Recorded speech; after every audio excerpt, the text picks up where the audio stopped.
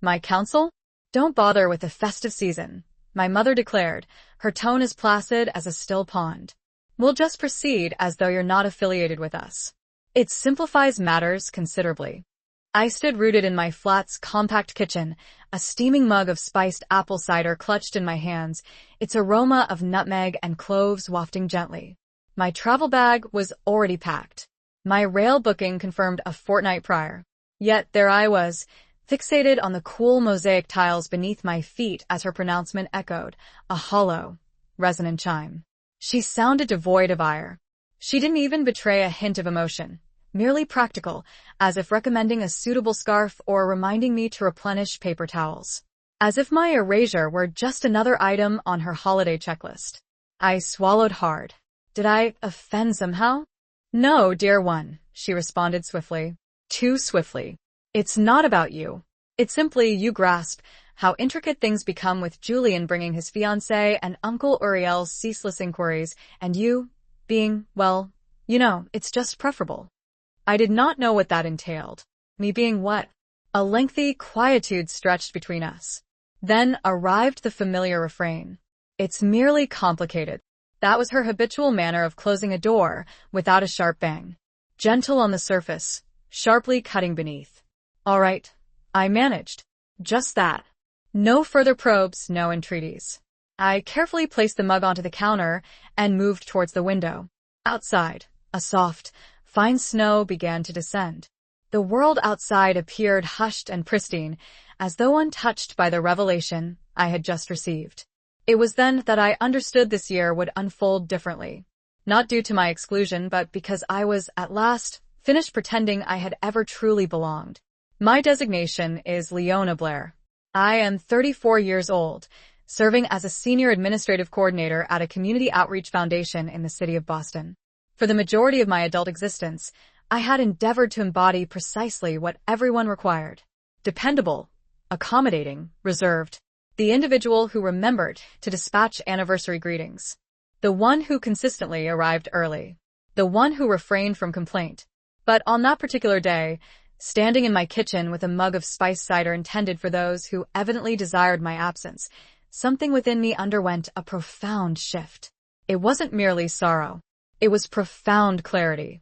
If my very presence could be so readily discarded, then perhaps, just perhaps, I had never truly been perceived in the first place. Throughout my formative years, I was perpetually referred to as the gift from Providence. That was the phrase my mother frequently employed when we visited neighbors or congregation members. Our little blessing, she would utter with a saccharine smile, enveloping me in an arm.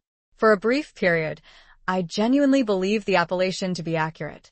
I was adopted at birth, welcomed into their home when medical professionals had conveyed that they might never conceive children. Then Julian arrived. 2 years my junior, their biological offspring. The one who inherited his father's direct gaze and his mother's quick wit. The one whose developmental milestones were meticulously documented in embossed photo albums, while mine were relegated to hurried notations in the back of a utility drawer. Following Julian's birth, I was no longer the gift from Providence. I was simply Leona, quiet, steadfast Leona, the diligent assistant, the temporary fixture. I never indulged in outbursts. I never voiced demands. I expressed gratitude for pre-owned garments and applauded with the greatest fervor when Julian excelled in sports. I assisted with household chores, achieved academic distinction, and secured university admission through scholarships. I maintained 2 part-time occupations throughout my studies and never once solicited financial aid.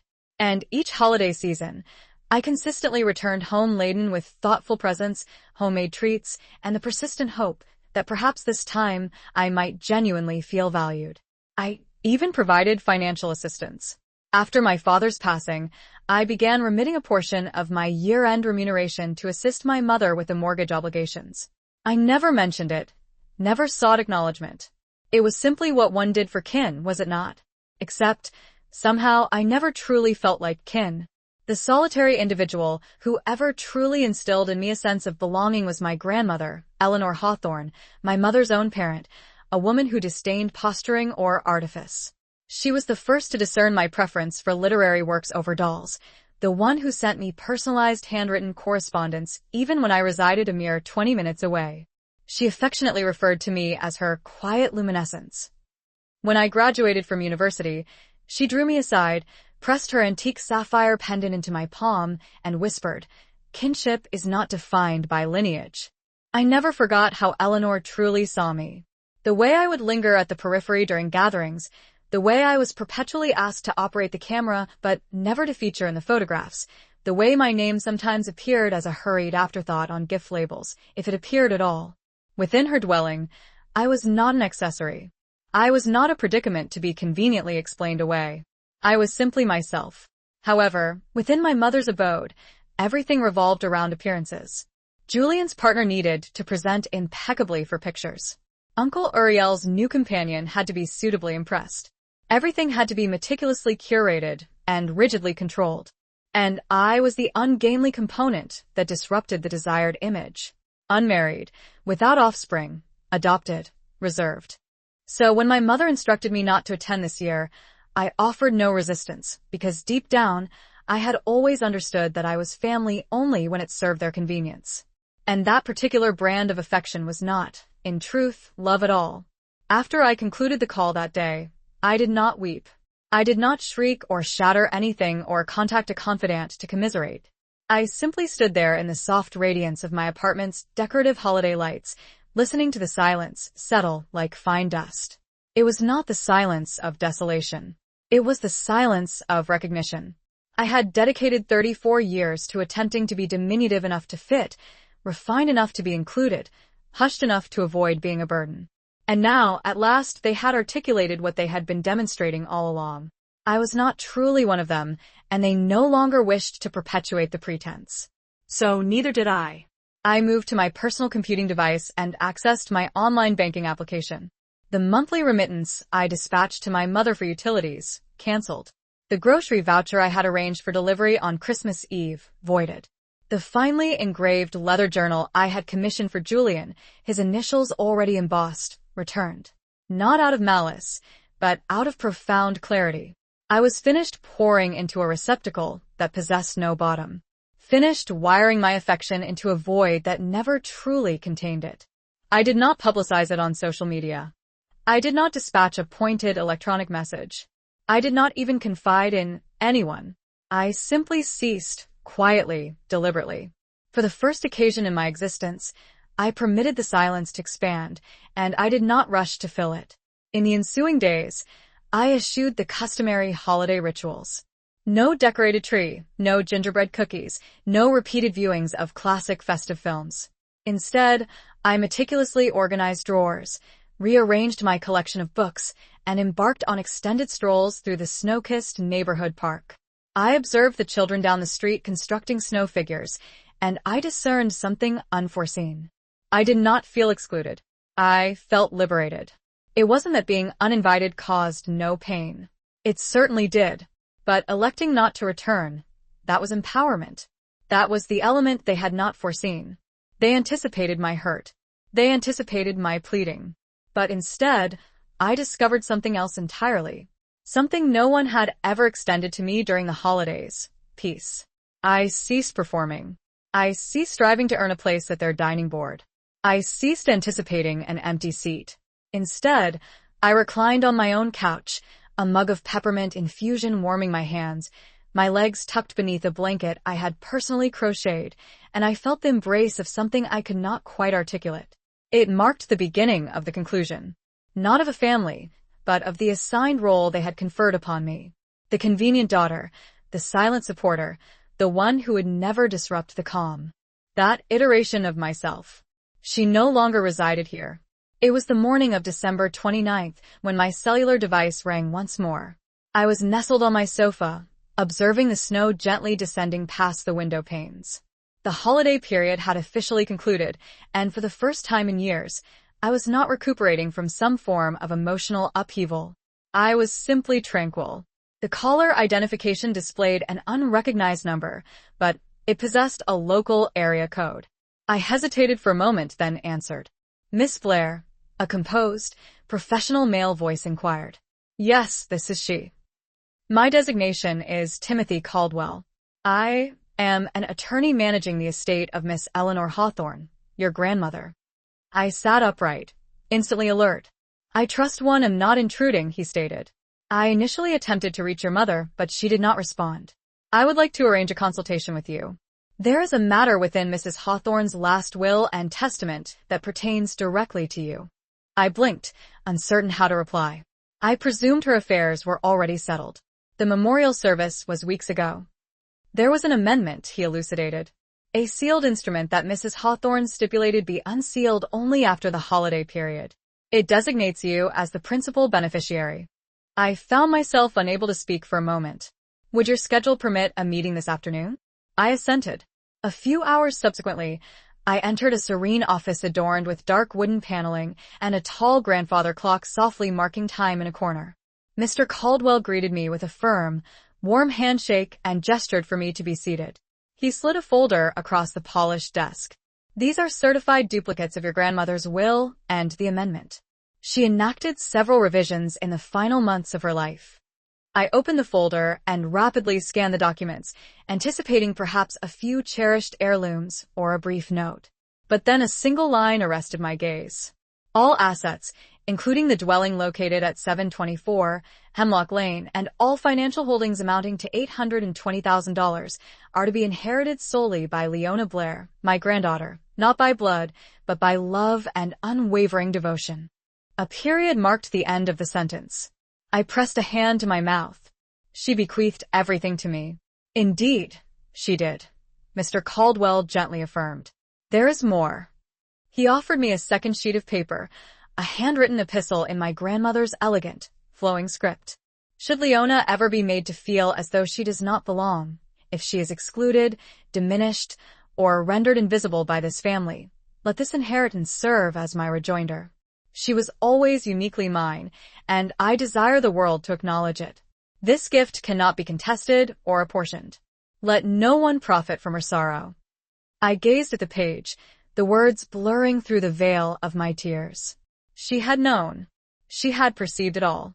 The manner in which I was perpetually relegated to the background, the unspoken truths that were consistently demonstrated in silence. The patterns I had attempted for so long to rationalize. She saw. And ultimately, she bestowed upon me not merely her residence, but something far more profound. She provided irrefutable evidence that I had been loved. Completely, quietly, unconditionally. By the time I returned home from Mr. Caldwell's office, I had 5 missed calls from my mother and 3 text messages from Julian. All conveyed the same tone, shocked, bewildered, and meticulously phrased to feign concern. Mom, why did you not inform us? We could have discussed this. You were aware Grandma was ailing.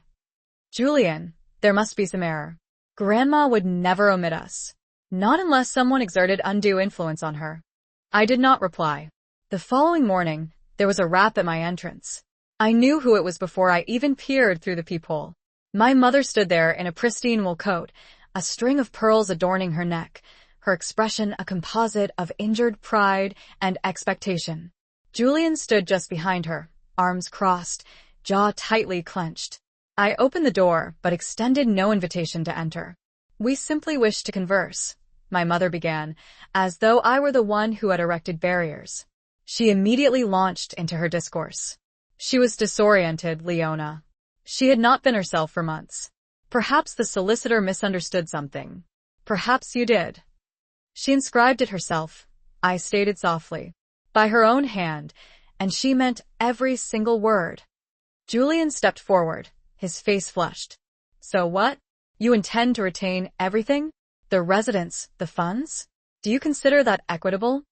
I directed my gaze at him, at the brother who never visited Grandma unless it was for a holiday photograph, who never assisted in transporting her to appointments or listening to her recount tales of antique books or horticultural schemes.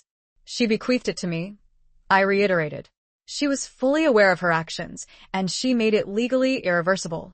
You are being egocentric, my mother snapped, her tone acquiring an edge. That particular word. After years of giving without solicitation, of contorting myself to create space for them, now I was deemed egocentric. No, y clarifía. I am being truthful.